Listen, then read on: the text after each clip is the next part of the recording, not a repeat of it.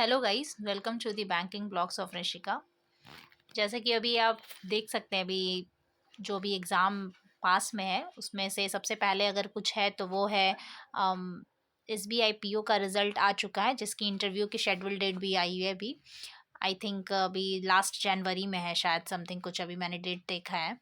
और वहीं पर एक मैं एक्चुअली ये शुरू में मैं बता देती हूँ कौन कौन सा पेपर अभी पास में है। जैसे उसमें सबसे पहले IBPS SO ने रिज़ल्ट दे दिया कल, तो इसकी भी मींस एग्ज़ाम होने वाली है। 31 जैन को है इसका पेपर। उसके बाद पेपर अगर आएगी तो UICL assistant AO SBI clerk में तो लाइनअप में पेपर है। बट इन सब के बीच जो मतलब होता है ना कि सब तो एग्ज़ाम चलो ठीक है चल रहे हैं, लेकिन जो सबसे अभी हॉट टॉपिक चल रहा है जो इस कपकपाती ठंड में, तो वो ये है कि IDBI एग्जीक्यूटिव का रिज़ल्ट कब आएगा। सबसे ज़्यादा क्वेश्चन मार्क मतलब अगर आ रहे हैं किसी वीडियो पे, पूछे जा रहे हैं, कहीं भी आप चेक कर लीजिए, चाहे वो टेलीग्राम जहाँ भी कहीं भी चेक किया जाए, तो अभी सबसे ज़्यादा क्वेश्चन यही है कि IDBI अपना रिज़ल्ट आखिर कब देगा।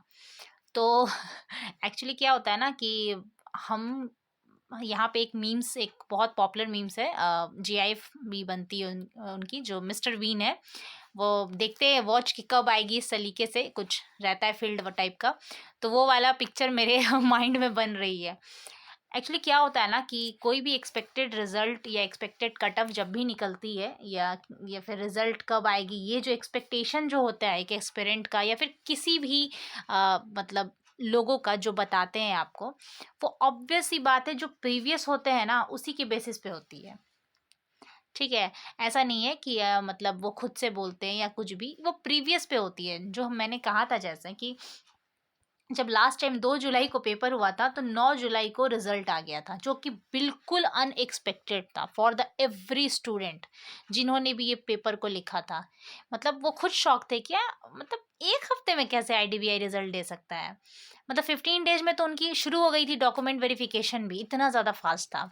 तो बस यही एक्सपेक्ट करके सबको यही लगा था कि मोस्ट प्रोबेबली 15 जैन तक पेपर अपना रिजल्ट रिवील कर देगी।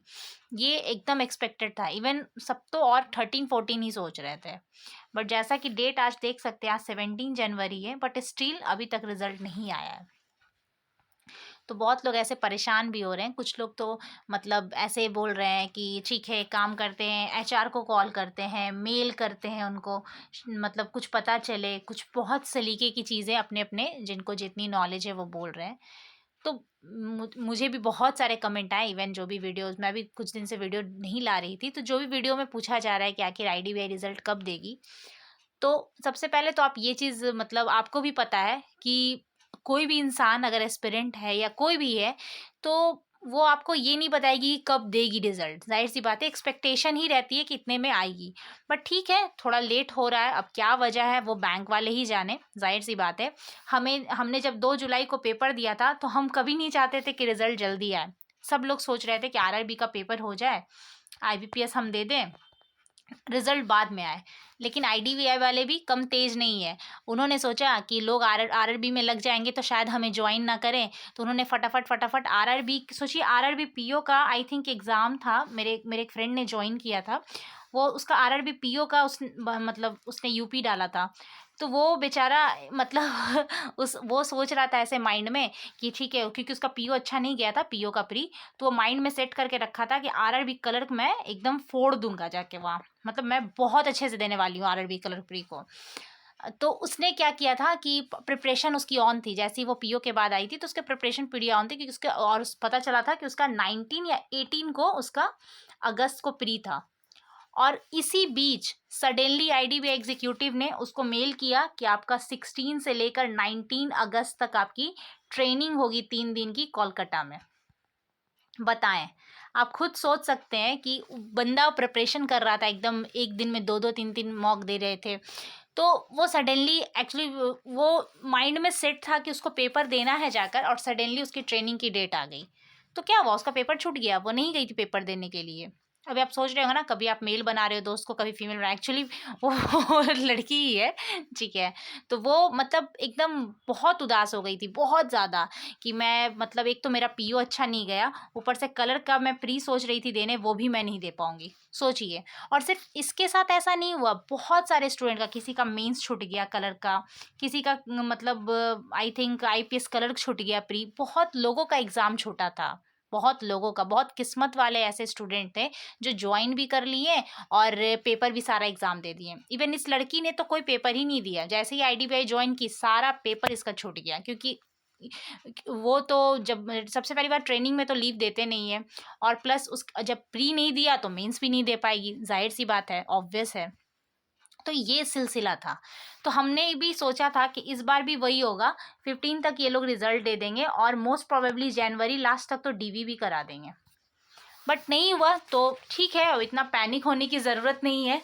और ह्यूमन टेंडेंसी है, मतलब गाइस मैं समझ सकती हूँ, ह्यूमन टेंडेंसी है कि रिजल्ट जब वेट करते हैं लोग तो बहुत ही खतरनाक लेवल का क्यूरियोसिटी बढ़ा रहता है। मतलब इवन एक एक डेट में तो देखती हूँ बहुत लोगों को, कभी कभी ग्रुप में चेक करती हूँ तो 10 बजे वो मैसेज करेंगे ग्रुप में, कभी 10:30 में करेंगे कि स्टिल यार 10:30 तक अभी तक नहीं आया, फिर कोई बोलेगा 10:45 तक वेट कर लो शायद आ जाए। तो ये सब फालतू फालतू बातों पे ध्यान मत दीजिए, ये बस आपका टाइम पास करने के लिए वो भी बोल रहे हैं, आप भी बोल रहे, आप भी, आपको भी पता है एक्चुअली कि वो लोग फालतू बोल रहे हैं, लेकिन फिर भी होता है ना कि चलो ठीक है देखते हैं।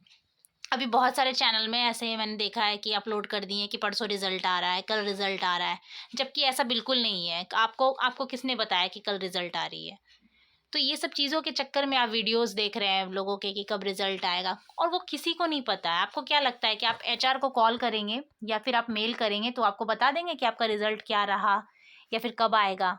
मुझे तो ऐसा नहीं लगता है कि वो आपको डेट बता देंगे, क्योंकि ये एक उनकी अपनी मतलब इंटरनल बातें हैं, वो कभी भी रिवील नहीं करेंगे, ये सब सारी सीक्रेट बातें होती हैं, ठीक है।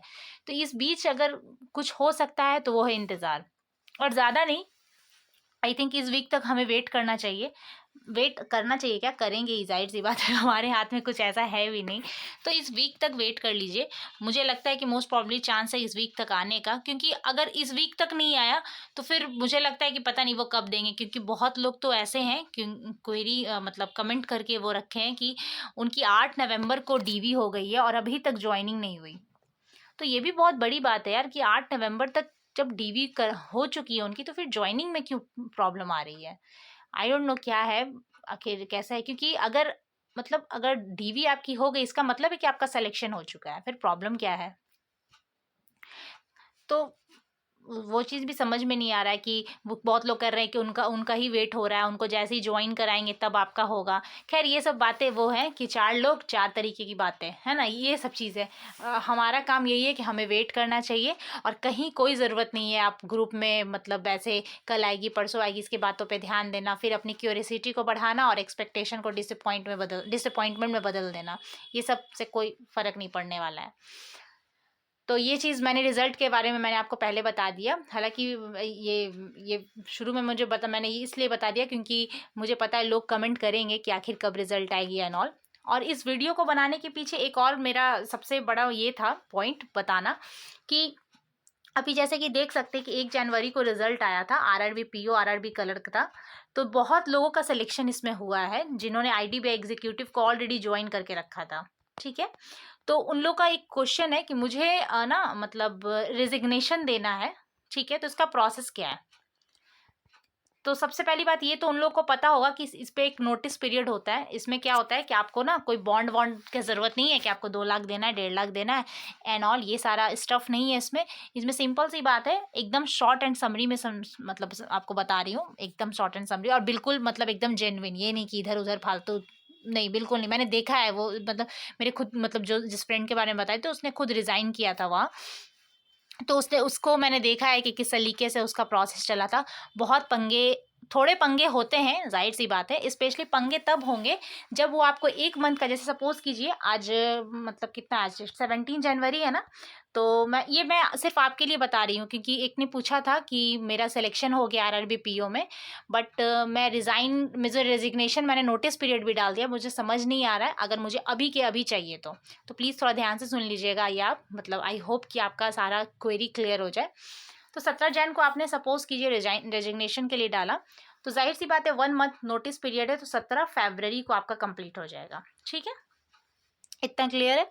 बट 17 फैब को आपका कंप्लीट हो जाएगा। और यस, ये मत सोचिएगा कि इस 1 महीने का आपको सैलरी नहीं मिलेगा, बिल्कुल आपकी सैलरी भी मिलेगी इस मंथ की। उनका एक ही बोलने का मतलब है, या तो आप 1 मंथ की नोटिस पीरियड में काम कर लीजिए, नहीं तो 1 मंथ का सैलरी देके आप चुपचाप निकल जाइए। ठीक है, अगर सपोज कीजिए अभी अभी आपको तुरंत करना है तो वो आपसे 1 मंथ की सैलरी लेंगे। रूल बस यही है। लेकिन बट बहुत सारे ब्रांचेज में ये हो रहे हैं, जैसे कि किसी ने बताया कि उसको आज के आज रिज़ाइन देना है। उसने कहा कि मुझे कुछ इमरजेंसी आ गई है, मतलब कि मैं चाहती हूँ कि मैं अभी घर चली जाऊँ, तो वो मुझे रेजिग्नेशन का प्रोसेस नहीं समझा रहे हैं। मैंने ब्रांच मैनेजर से बात किया तो वो बोल रहे हैं एचआर से बात करने, और एचआर मेरा रिस्पॉन्स नहीं दे रहा है। एक्चुअली क्या होता है ना, ये एचआर के हाथ में ही होता है। ठीक है, आप एचआर से बात कीजिए, आप अपनी प्रॉब्लम बताइए, जो भी आपकी प्रॉब्लम है, आप क्यों आखिर सडनली दे रहे हैं, आखिर क्या प्रॉब्लम है, तो वो उन्हें आप समझाइए, उन्हें कन्विंस कीजिए इस बात को लेके। वही आपकी बात ज़्यादा मतलब समझेंगे और वही आगे की प्रोसेस बढ़ाएंगे। एंड इन केस अगर आपको वो रिलीविंग लेटर दे देते कि ठीक है काम करो, तुम 3 दिन और काम कर लो, उसके बाद तुम जा सकते हो, तो एक चीज़ आप ध्यान रखिएगा कि आपका मंथ कंप्लीट होने में, सपोज कीजिए आपने 1 मंथ का नोटिस पीरियड डाला, ठीक है, 17 जैन को डाला था, तो आपने सपोज कीजिए 27 जैन तक काम किया है। ठीक है, अब आपको इमरजेंसी में चाहिए कि नहीं, मुझे अभी के अभी रिलीव चाहिए, तो बाकी का जो बचा दिन है ना, 17 फैब तक का दिन, मतलब 27 से लग के 17 फैब का दिन तक आपकी जो सैलरी बनती है, वो सैलरी आपको आईडीबीआई को देनी पड़ेगी अपने पैकेट से। और ये 10 दिन की सैलरी तो वो आपको दे देंगे, लेकिन ये आपका जो छूटा हुआ काम है, मतलब जो आप छोड़ कर जा रहे हैं 20 दिन का काम, वो आपको अपने तरफ से सैलरी उन्हें देनी होगी, मतलब अपना पैसा उन्हें देना होगा। ये आप नहीं सोच सकते कि मैंने एचआर को कॉन्वेंस कर लिया है तब एचआर मेरा ये पैसा माफ़ कर देगी, नहीं। एचआर को आप कॉन्वेंस कर रहे हैं इसलिए क्योंकि आपको तुरंत रिलीफ चाहिए।